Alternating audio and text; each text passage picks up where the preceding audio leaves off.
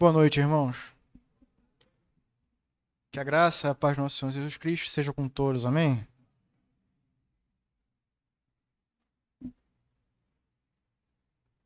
Por favor, abra a sua Bíblia no Evangelho de João,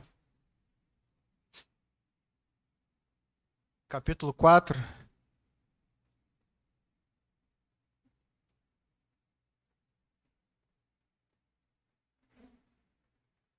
Nós iremos fazer a leitura a partir do verso 43, dando continuidade à nossa série de mensagens no Evangelho de João. Hoje com o tema A Cura que Precisamos. Né? A Cura que Precisamos. O texto que nós iremos ler é um texto bastante conhecido, aonde Jesus cura o filho de um oficial que estava doente. O filho de um oficial do rei que estava doente. Né? A gente já antecipa aqui alguns esclarecimentos. Não se trata aqui do filho do servo do centurião. São histórias parecidas, a gente vai perceber isso, mas não são as mesmas histórias. Aqui trata-se de um oficial do rei, né, pedindo a cura do seu filho, que se encontra também em Cafarnaum. Bem, vamos proceder então com a leitura do texto. A partir do verso 43, diz assim: Depois daqueles 2 dias, ele partiu para a Galiléia. O próprio Jesus tinha afirmado que nenhum profeta tem honra em sua própria terra. Quando Jesus chegou à Galiléia, os galileus deram-lhe boas-vindas. Eles tinham visto tudo o que ele fizera em Jerusalém, por ocasião da festa da Páscoa, pois também haviam estado lá. Mas, uma vez, ele visitou Caná de Galiléia, onde tinha transformado água em vinho. E havia ali um oficial do rei, cujo filho estava doente em Cafarnaum. Quando ele ouviu falar que Jesus tinha chegado a Galiléia, vindo da Judéia, procurou-o e suplicou-lhe que fosse curar seu filho, que estava à beira da morte. Disse-lhe Jesus: Se vocês não virem sinais e maravilhas, nunca crerão. O oficial do rei disse: Senhor, vem antes que meu filho morra. E Jesus respondeu: Pode ir, o seu filho continuará vivo. O homem confiou na palavra de Jesus e partiu. Estando ele ainda a caminho, seus servos vieram ao seu encontro, com notícias de que o menino estava vivo. Quando perguntou a que horas o seu filho tinha melhorado, eles disseram: A febre o deixou ontem, à 1 hora da tarde. Então o pai constatou que aquela fora exatamente a hora em que Jesus lhe dissera: O seu filho continuará vivo. Assim, creram ele e todos os de sua casa. Este foi o segundo sinal milagroso que Jesus realizou depois que veio da Judéia para a Galiléia. Amém. Vamos orar mais uma vez? Senhor, Deus, nosso Pai, a Ti, ó Deus, seja toda a honra e toda a glória e todo o louvor. Ó Deus, é um prazer para todos nós estarmos em Sua casa, entoando cânticos e louvando ao Senhor da nossa salvação. Ó Deus, agora suplicamos a Ti mais uma vez, que em Tua graça e misericórdia possa abrir os olhos e os ouvidos, para que todos possamos crer, ó Deus, naquilo que a Tua palavra nos revela. Que a nossa fé, ó Deus, possa ser fortalecida e firmada através da Sua palavra. Assim nós oramos em nome de Jesus. Amém. Irmãos, nos últimos domingos que nós meditamos no Evangelho de João, nós vimos que Jesus decidiu viajar da Judéia para a Galiléia.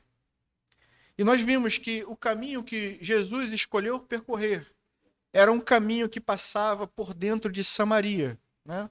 Um território que não é dos judeus, mas dos samaritanos. Uma terra onde os judeus não costumam ser bem recebidos. Nós vimos que uma série de barreiras faziam separação entre os samaritanos e os judeus. Barreiras sociais, políticas, econômicas e também barreiras religiosas. Mas nós também vimos que todas essas barreiras caíram diante de Jesus. Quando Jesus passou por Samaria, todas essas barreiras caíram por terra, de forma que uma vila inteira de samaritanos reconheceu que Jesus é o Cristo, que Jesus é o Messias.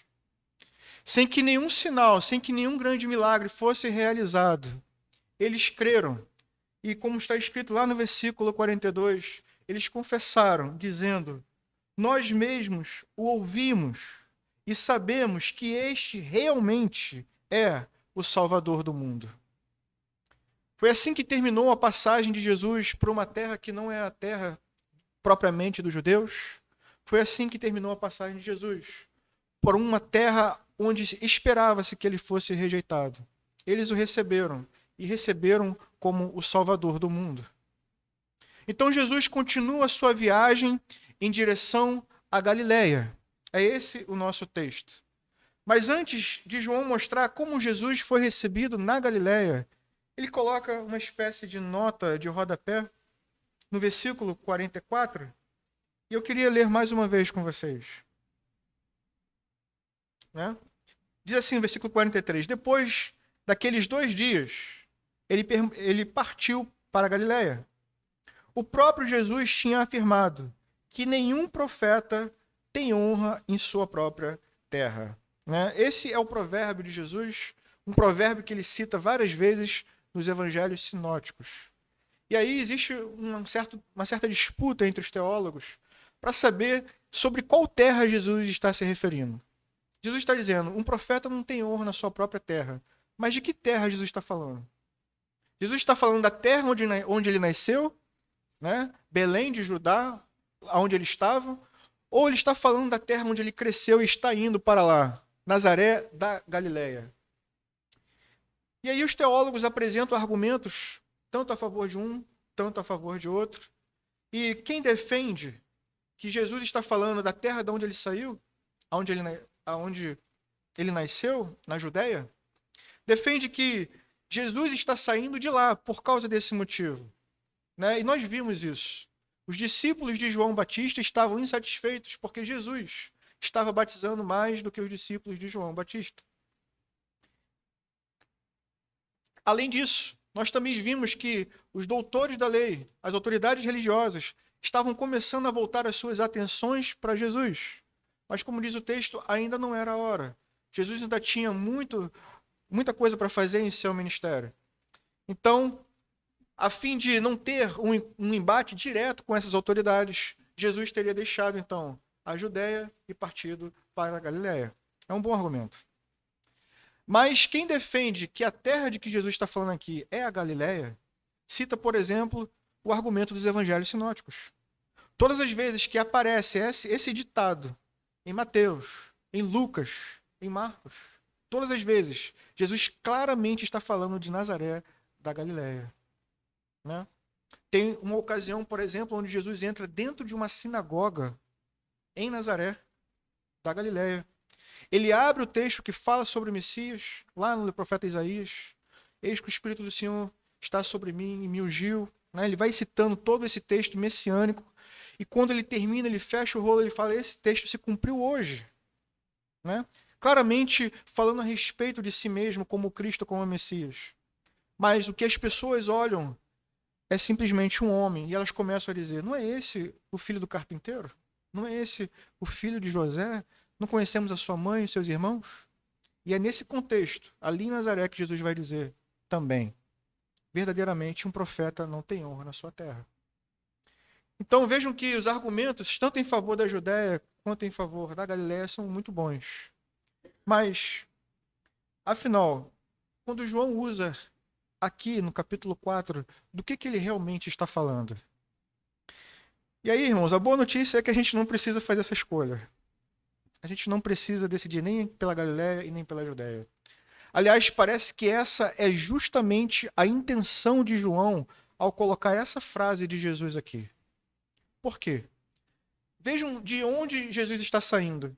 Jesus estava saindo de uma terra que não é a terra dele, que não é a terra dos judeus. Jesus está realmente saindo de uma terra de samaritanos, aonde os judeus não são bem recebidos. Mas nós vimos que ali Jesus foi bem recebido e foi recebido como Cristo, como o Salvador do mundo. E a pergunta é: como será então que Jesus será recebido na terra dos judeus, seja ela a Judéia ou a Galiléia? Como será que Jesus vai ser recebido no meio do seu povo? Essa é a questão aqui. E aí João antecipa esse provérbio de Jesus dizendo: olha, Jesus disse que nenhum profeta tem honra em sua própria terra. E aí? Será que Jesus está certo? Me acompanhe no versículo 45. O texto diz: nossa, beber água é forte. Quando chegou a Galiléia, os galileus deram-lhe boas-vindas. Em algumas versões diz que quando Jesus chegou a Galiléia, ele foi bem recebido. E aí, será que Jesus errou? Será que João errou ao colocar esse provérbio aqui nesse texto? Certamente que não. Será que nós estamos interpretando o texto errado? Creio também que não, irmãos. O que acontece é que a gente não pode ser muito otimista com o que está escrito. O que significa isso aqui? O que a gente precisa fazer é realmente entender de que forma, em que sentido Jesus foi bem recebido pelos galileus. E o próprio João explica. Ele continua dizendo: eles tinham visto tudo o que ele fizera em Jerusalém por ocasião da festa da Páscoa, pois também haviam estado lá. Então, em que sentido Jesus está sendo bem recebido pelos galileus? Ele está sendo bem recebido porque esses galileus estavam em Jerusalém. Eles viram todos os milagres que Jesus realizou lá. Eles sabem que Jesus é um homem que possui poder para operar milagres. Aliás, foi nessa cidade, em Caná da Galileia, que Jesus operou o primeiro milagre. Ele transformou a água em vinho em um casamento. E essas notícias, elas estão correndo. Essas notícias a respeito de Jesus estão se espalhando. Então, eles recebem bem a Jesus no sentido de que eles recebem alguém que tem poder para realizar milagres. E é aí que está o problema. Porque tudo o que eles veem em Jesus é alguém, um homem, que tem poder para realizar milagres. Alguém que tem poder para realizar milagres. E a gente viu, por exemplo, que esse também foi o mesmo tropeço que Nicodemos cometeu. Nicodemos foi até Jesus olhando para os sinais, mas reconhecia o que em Jesus? Ele reconheceu Jesus como mestre da parte de Deus. Literalmente, ele disse: Rabi, mestre, sabemos que és da parte de Deus porque temos visto os sinais, os milagres, os sinais miraculosos que operas. E ninguém pode fazer esses sinais se não for da parte de Deus. Mas isso não é grande coisa, irmãos, quando se trata de Jesus.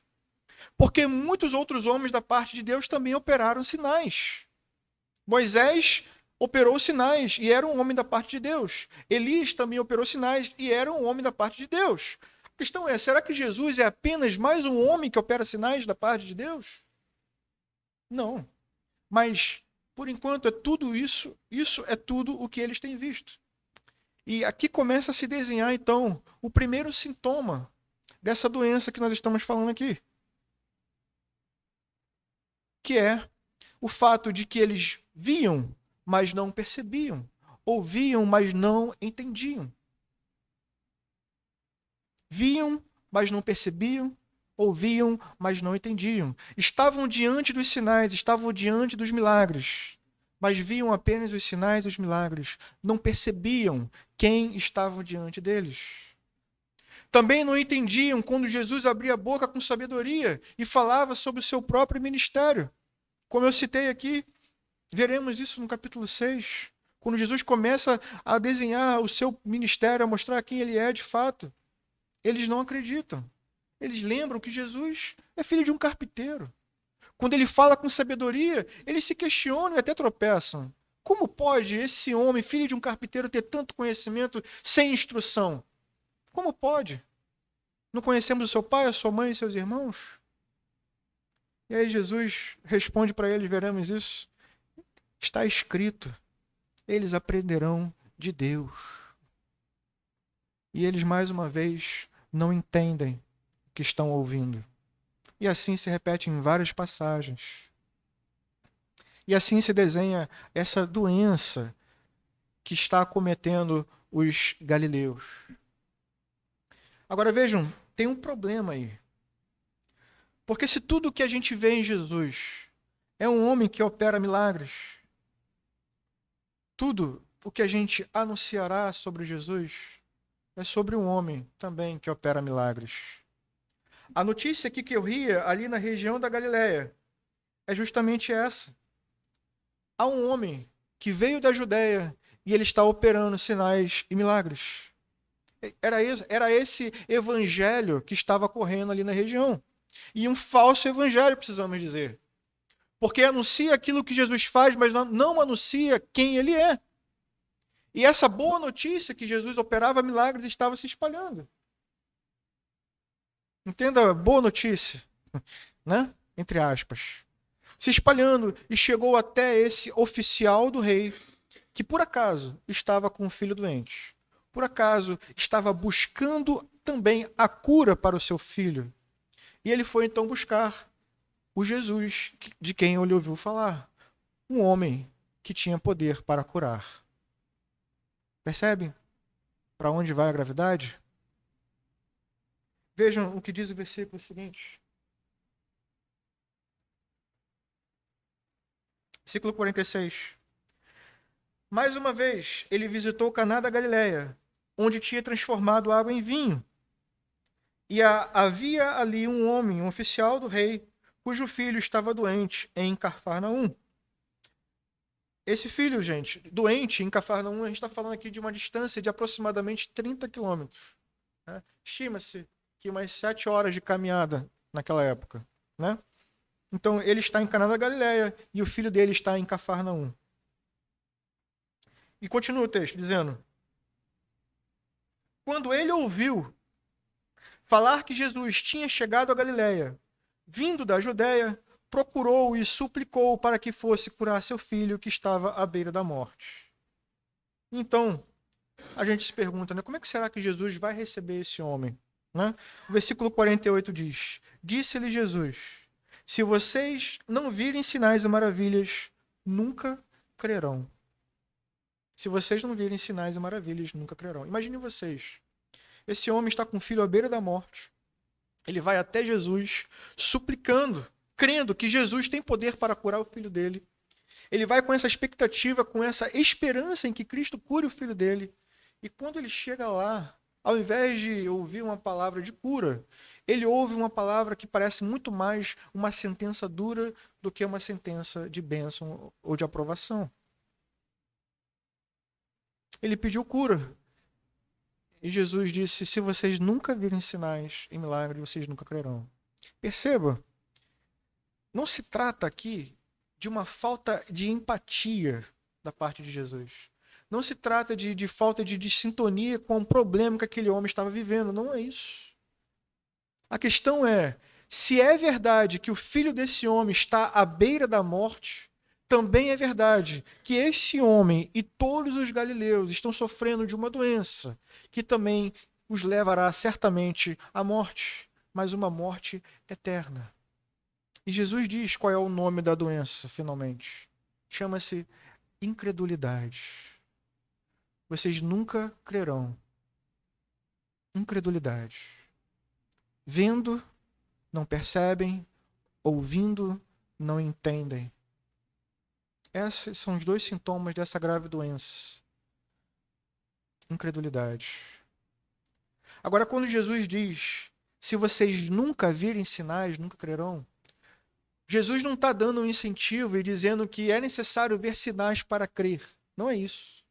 Jesus está dizendo o problema.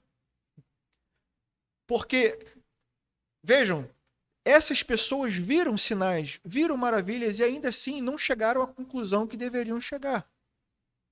Nicodemos viu também os sinais e as maravilhas, mas não chegou à conclusão que deveria chegar.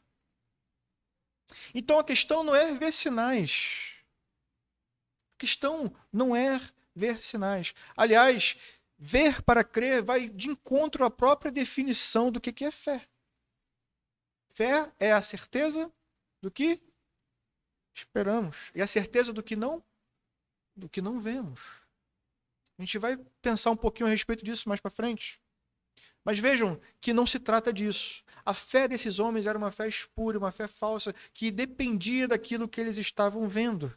Aliás, lá no capítulo 2, nós vimos que essas mesmas pessoas que estão aqui estavam lá em Jerusalém, viram os milagres, e Jesus diz, o texto diz, que Jesus não se confiava a elas. Então a questão não é ver, a questão é crer. Mas então qual seria a solução para o problema da incredulidade desse homem? O que seria necessário então para que esse homem cresça? Vocês lembram do que acontece com Tomé? Tomé duvidou da ressurreição de Jesus. Jesus apareceu a ele depois de ressurreto. E aí, depois de tocar em Jesus, ele creu. E a resposta de Jesus para ele, lá no capítulo 20, é: porque me viu, você creu? Então ele fala: bem-aventurados, felizes, os que não viram e creram. Felizes os que não viram e creram. Jesus dá um diagnóstico muito claro para aquele homem. Vocês precisam crer, independentemente se vêm ou não vêm sinais e prodígios. Versículo 49, o oficial do rei continua, e ele diz: Senhor, vem antes que meu filho morra. Vem antes que meu filho morra. Né? O homem parece não estar muito interessado no debate. Né? Ele está com pressa. Mas essa fala dele aqui, irmãos, é importante para a gente, porque mostra e evidencia com muita clareza o grau de incredulidade desse homem. Ao mesmo tempo que ele acredita que Jesus pode curar, ele duvida que Jesus possa curar à distância. Ele entende, diferente da história do... Quem foi agora? Diferente daquele oficial do centurião que não quis que Jesus entrasse em sua casa, que confiou na autoridade de Jesus. Esse homem aqui, ele pensa o contrário. Ele acha que Jesus precisa percorrer os 30 quilômetros, entrar na casa dele, botar a mão no filho dele, e aí sim, o filho dele será curado. Ele não acredita que Jesus possa realizar esse milagre a tamanha distância. Mas vejam ainda um outro problema. Ele não acredita que Jesus possui autoridade sobre a vida e sobre a morte. Ele está preocupado. Se o filho dele morrer, não tem mais solução. Jesus precisa chegar a tempo. Jesus precisa curar o menino antes que ele morra. E isso mostra que, embora crendo em alguma coisa, ele não cria realmente da forma como deveria crer.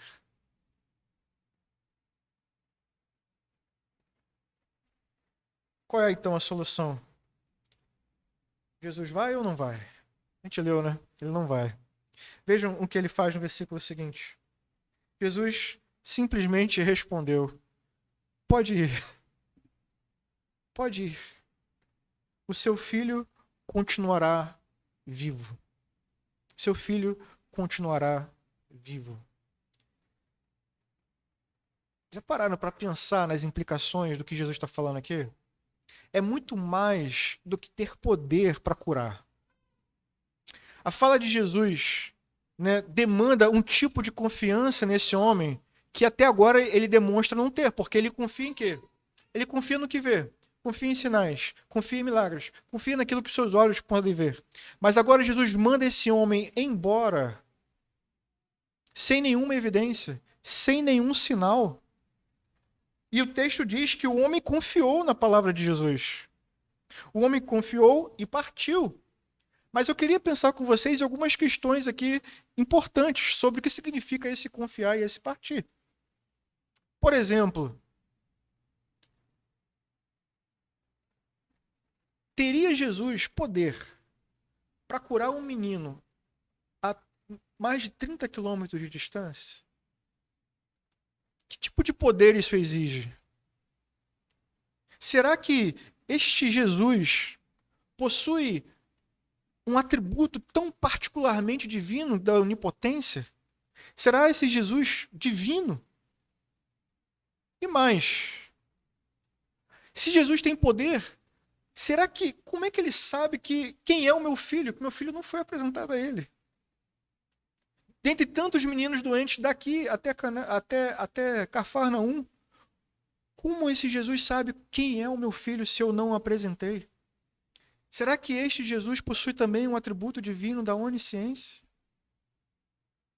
E mais, como este Jesus pode atestar que meu filho já está curado? Se ele está aqui e meu filho está lá em Cafarnaum, será que este Jesus possui o atributo divino da onipresença? Todas essas perguntas podem ter passado na cabeça daquele homem. Certamente passariam pela minha. Mas a pergunta é: será que creríamos única e exclusivamente na palavra de quem está falando? Porque essa, irmãos, é a cura para a incredulidade. A cura para a incredulidade é crer, provar e permanecer na palavra de Deus. Crer, provar e permanecer na palavra de Deus. Diz o texto que aquele homem creu, e creu de tal forma que ele partiu para encontrar o seu filho. O texto continua mostrando o que acontece em seguida. Esse homem começa então a percorrer o caminho, ele encontra os seus servos vindo em direção a ele, e ele então prova, para ver se de fato tinha acontecido como tinha Jesus falado. Veja o que diz o texto.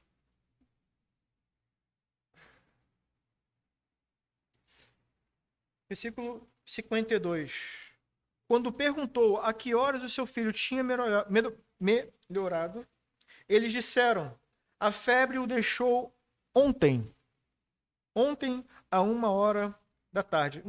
Jesus diz no grego, melhor, na verdade eles disseram, né, está registrado como hora sétima. E aí há um debate também entre os teólogos, né?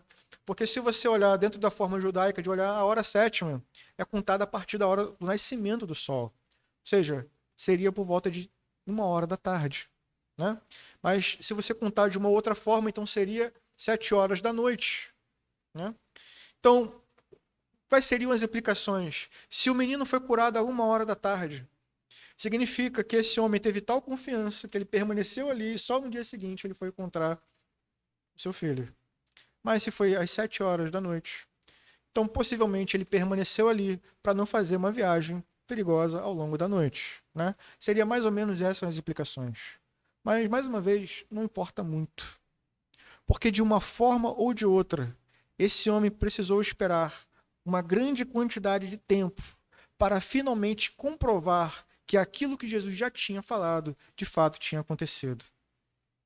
Ou seja, por esse breve período de tempo, para a gente, talvez não para um pai, né?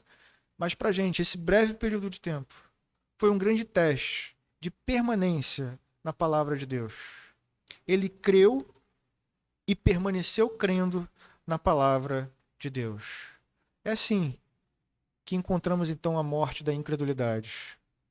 Jesus expõe a sua palavra e aquele homem simplesmente crê e permanece crendo na palavra de Jesus, sem ver nenhum sinal, sem ver nenhum milagre. Assim é a fé, irmãos. E a evidência dessa fé a gente vê em seguida. O texto diz que creu ele e toda a sua casa.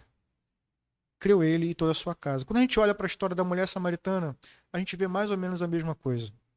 Ela tem um encontro com Jesus, né? Jesus revela para ela coisas que talvez somente ela ali soubesse no culto, mas ela vai até uma comunidade de samaritanos e ela diz o quê? Olha, tem um homem aqui que está falando coisas a meu respeito, coisas verdadeiras, mas ela não para no sinal. Ela continua o evangelismo. Ela pergunta: será ele o Cristo? Será ele o Cristo? Então toda a comunidade acompanha aquela mulher não para saber se Jesus tem poder para ler a mente das pessoas ou ler a vida das pessoas. Mas eles vão lá para fazer a investigação correta. Eles foram investigar se era o Cristo. Passaram 2 dias conversando com Jesus e concluíram: agora sim, conversamos com ele, o conhecemos, sabemos que ele é o Salvador do mundo. Essa é a diferença nos evangelismos. Esse homem saiu de casa, toda a sua casa, sua esposa, talvez seus outros filhos, os seus servos, sabiam que o menino estava à beira da morte.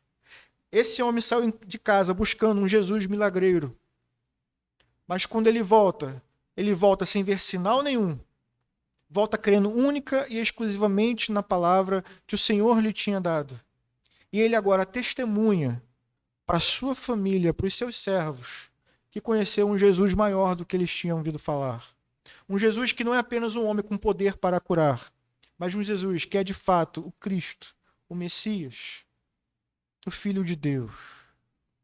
E o texto termina dizendo: creu ele e toda a sua casa.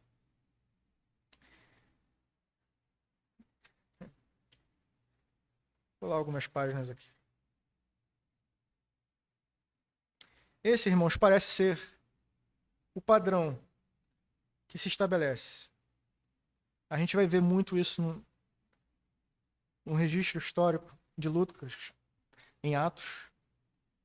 Geralmente, a pessoa que se converte, ela testemunha a respeito de um Cristo verdadeiro. E outras pessoas da sua casa também são levadas a crer nesse mesmo Jesus. Aquele homem demonstrou, sim, uma fé contagiante e contou a sua experiência aos outros. Percebam que o padrão se repete. A gente tem um encontro com Cristo que nos transforma. Então somos motivados a levar essa mesma mensagem a outros que ainda não ouviram. Para concluir, irmãos, existem muitas pessoas que possuem algum tipo de simpatia em relação a Jesus. Algumas pessoas, assim como aqueles galileus, estão prontos para receber a Jesus. Prontos para receber a Jesus. Prontos para dar boas-vindas a Jesus. Mas recebê-lo como um homem bom, que fez coisas boas. Estão prontos para receber um Jesus que é sábio e que ensinou coisas boas. Estão prontos para receber um Jesus que é um exemplo de líder. Mas estas mesmas pessoas permanecem incrédulas quanto à verdadeira natureza de Jesus Cristo. E receber a Jesus de qualquer outra forma que não seja recebê-lo como Senhor e Salvador, como Filho de Deus, é recebê-lo de forma desonrosa. A única forma digna e honrosa de receber a Cristo é recebê-lo como aquilo, ou melhor, como quem ele diz que é. E ele é o Cordeiro de Deus. Ele é aquele que no princípio estava com Deus e é Deus. É dessa forma que nós devemos recebê-lo. Então, eu queria fazer uma breve pergunta para a nossa reflexão. O que você vê quando olha para Jesus? O que você procura ao olhar para Jesus? Existem muitas pessoas que olham para Jesus como alguém que tem poder para realizar milagres. Tem muita gente procurando Jesus por causa daquilo que ele pode oferecer. Mas se tudo que você vê em Jesus é um curandeiro, se tudo que você vê em Jesus é alguém com poder para realizar milagres e prodígios, a verdade é que você ainda é cego e ainda não viu o que precisa ser visto a respeito de quem Jesus é. Se tudo que você vê em Jesus é um homem sábio, você ainda é cego e ainda não viu o que precisa ser visto a respeito de quem Jesus é. Existe em Jesus uma beleza, uma glória divina que os seus olhos precisam contemplar. Existe em Jesus uma verdade que você precisa crer, que você precisa confessar. Vejam a glória, a beleza de Jesus em seu evangelho. Vejam que nós estamos ainda no capítulo 4 e quantas coisas podemos aprender a respeito dessa beleza divina que há em Jesus. A respeito desse caráter divino que há em Jesus. A começar pelo testemunho que o próprio João nos dá. Que no princípio, Cristo, Jesus, estava com Deus, é Deus, por meio dele todas as coisas foram criadas. Ele é a luz que ilumina todos os homens. Vejam a beleza, a majestade e a transcendência de Deus em Jesus Cristo. Mas vejam também a imanência desse mesmo Cristo. Porque, embora sendo Deus, ele se relaciona com homens e mulheres pecadores. Diz o texto, o mesmo texto que fala desse Cristo transcendente, fala também que ele se fez carne e habitou entre nós. Fala que ele veio em carne para se relacionar com homens e mulheres pecadores, salvar homens e mulheres pecadores que tinham se rebelado contra Deus, que levavam uma vida de injustiça, impuros, indignos. Esse Cristo veio para salvar pecadores, veio para nos salvar. Vejam a beleza desse Cristo. Vejam como Jesus recebeu Nicodemos. Vejam como ele recebeu esse doutor da lei que achava que sabia quem era Jesus, que achava que sabia alguma coisa em sua arrogância, em seu conhecimento. Vejam como ele recebe esse homem. Vejam como Jesus recebe essa mulher samaritana adúltera. Veja como ele recebe esse homem, esse oficial que buscou a ele simplesmente por causa do que ele poderia oferecer.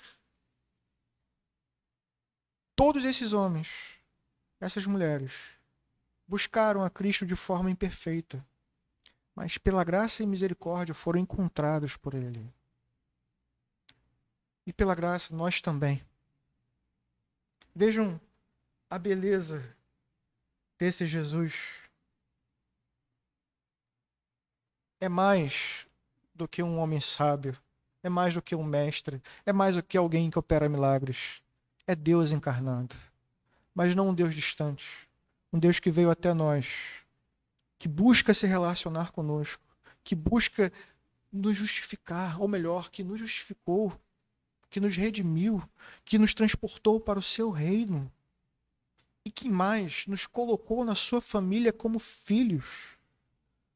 Vejam a beleza desse Cristo. Mas alguns vendo não percebem, ouvindo não entendem. Precisam crer. Porque a única forma de honrar esse Cristo como ele realmente é depositar a sua fé nele. E aí eu preciso fazer a segunda pergunta para todos nós. Aonde está fundamentada a sua fé? Aonde está fundamentada a sua fé?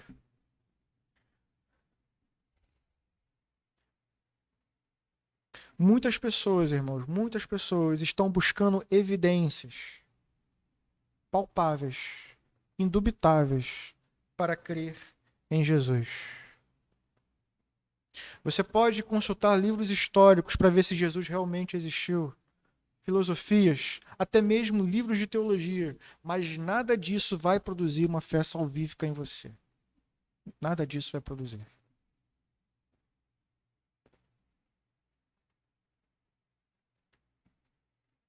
Outras pessoas estão buscando sinais, milagres, algum tipo de sinal que venha do céu e ela olha, nossa, realmente Jesus é o Filho de Deus. Mas a prova de que sinais não levam ninguém a crer está exposta em todo o Evangelho. Aquelas pessoas, aqueles galileus viram os sinais, mas não viram o Cristo por trás dos sinais. Viram a sabedoria, mas não viram o maravilhoso conselheiro por trás dos sinais. Então, crer vai muito mais além do que encontrar evidências, sejam elas históricas, através de pesquisa, através de conhecimento ou através de alguma coisa sobrenatural. vai muito além disso. Aliás, como eu disse anteriormente, a fé é uma prova e é uma certeza. Prova do que esperamos, certeza do que ainda não vemos, não é isso? Ou inverti? É uma prova e é uma certeza. Mas quando falamos de fé, não estamos falando que você deva depositar uma espécie de certeza, um pensamento positivo em algo que não tem fundamento, em algo que não é lógico, que não é racional. Não estamos falando que você precisa produzir uma espécie de confiança ou um salto no escuro. A verdadeira fé, ela tem uma base. A verdadeira fé, ela tem uma base sólida. E essa base sólida é a palavra de Deus. É a palavra de Deus. Uma fé que não está fundamentada na palavra de Deus não é fé.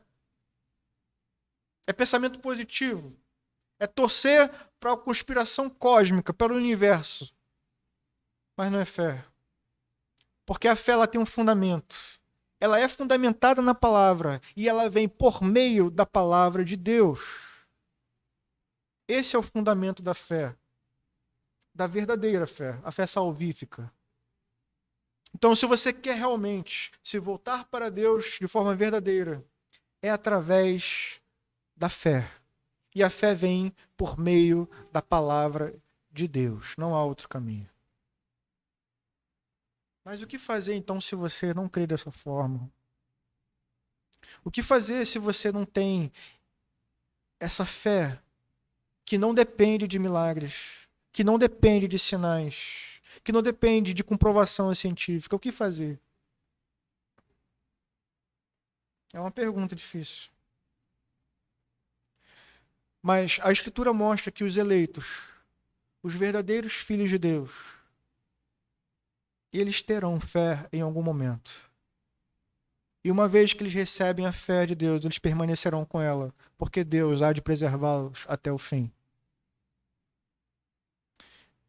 Mas se por acaso,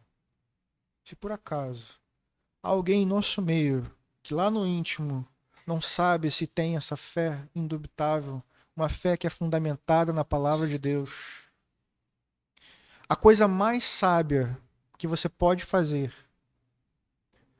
não é se afastar da palavra de Deus, é correr para ela. A coisa mais sábia que você pode fazer para ter essa fé é se colocar no caminho da palavra de Deus. Existem exemplos práticos disso. John Wesley é um exemplo disso. Pai dos metodistas. Ele já era pastor. Já estava pregando a palavra cotidianamente. Até que um dia ele se converteu sendo pastor. Mas vejam, ele estava sempre na palavra de Deus, sempre diante da palavra de Deus. Então, no momento que aprove a Deus, Deus deu a ele o arrependimento e uma fé verdadeira, uma fé salvífica. A mesma coisa aconteceu com Agostinho, foi lendo as Escrituras. Então, se você não possui a fé ainda, então não se afaste da palavra de Deus. Pelo contrário, volte-se para ela. Dedique-se à oração, dedique-se à leitura da palavra de Deus, dedique seu tempo a estar no meio dos santos, ouvindo a palavra de Deus. E eu creio que no tempo oportuno você vai receber essa fé. Porque o nosso Deus não rejeita aqueles que verdadeiramente o buscam. Então, se verdadeiramente você o buscar, Ele vai te encontrar. Ele vai te encontrar.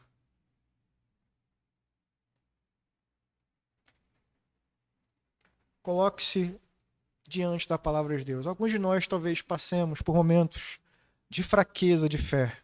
Não se trata de não ter fé, mas talvez em alguns momentos estejamos com a fé abalada, por diversos motivos ou diversas circunstâncias. E a solução, meus irmãos, é a mesma. É crer e é permanecer. Creia e permaneça. Creia e permaneça. Uma das coisas que fala a respeito dos fins dos tempos é justamente essa. Se possível, até os eleitos seriam enganados. Mas se chegar esse momento, ele vai te buscar. Mas permaneça, creia e permaneça crendo na palavra do Senhor. Amém?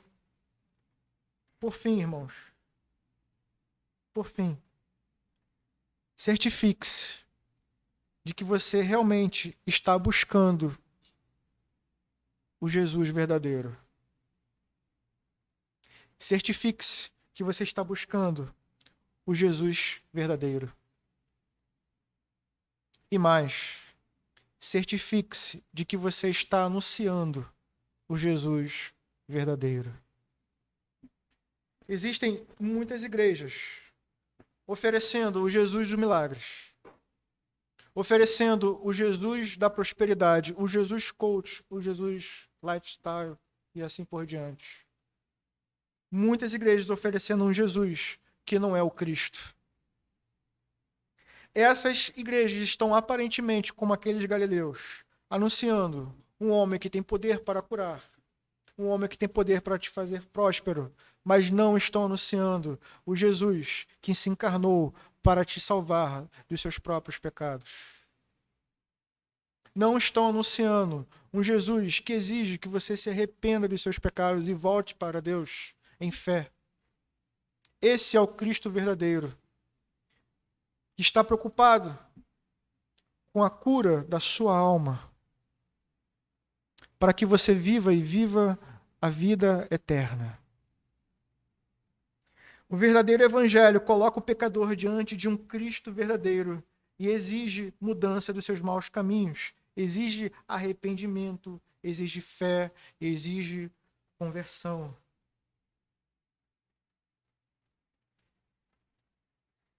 Então, se você ainda não é cristão, certifique-se de que você está buscando o verdadeiro Jesus. Porque, do contrário, poderá ser que você encontre um falso Cristo, um falso mestre, um falso Senhor. E é um caminho muito perigoso. Por outro lado, se você já é um cristão, certifique-se de anunciar o Jesus verdadeiro. O Jesus que morreu na cruz para nos salvar não da miséria, mas nos salvar de uma miséria muito mais grave, nos salvar dos nossos pecados, nos salvar e nos livrar da ira de Deus. Certifique-se de anunciar esse Cristo, assim como aquela mulher samaritana anunciou a Jesus.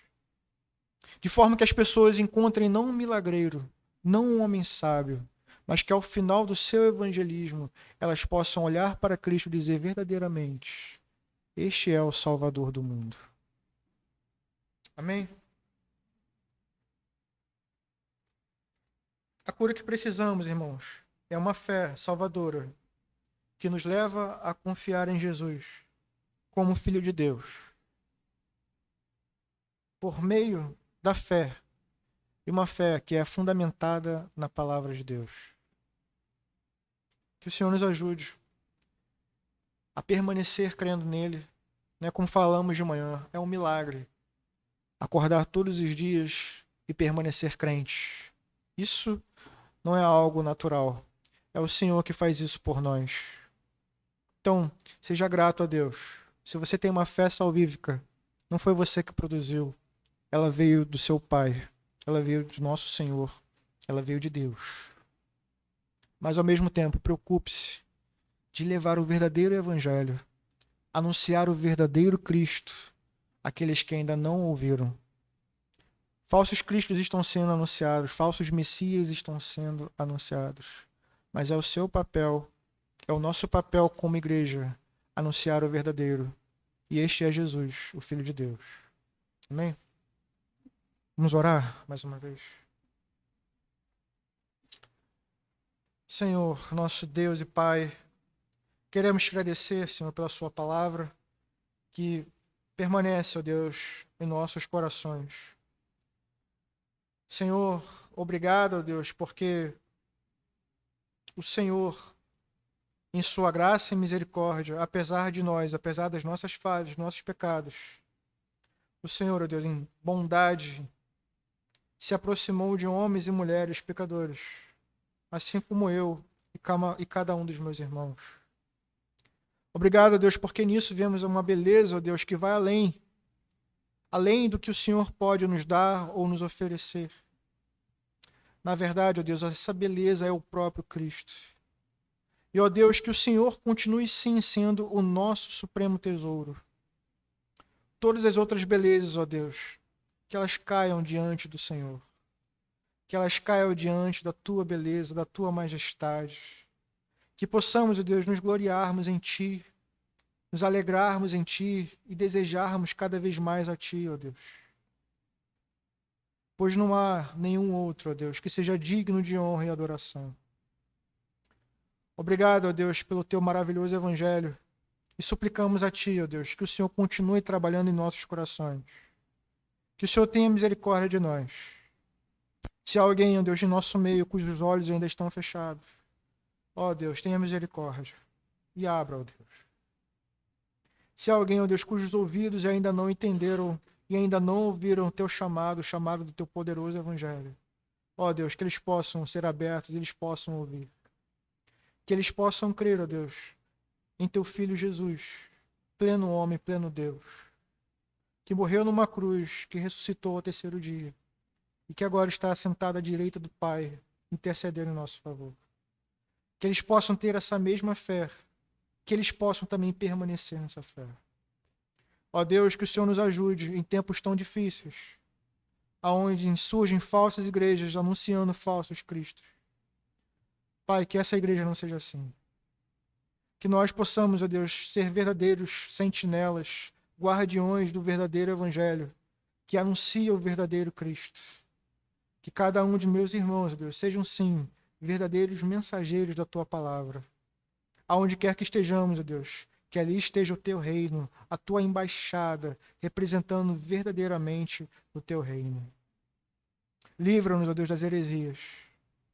Livra-nos, ó Deus, de olharmos para o Senhor apenas como um meio para um fim, mas que possamos ter o Senhor, sim, o nosso supremo tesouro, a nossa suprema alegria. Assim, ó Deus, nós oramos, gratos por tudo, no nome de Jesus. Amém.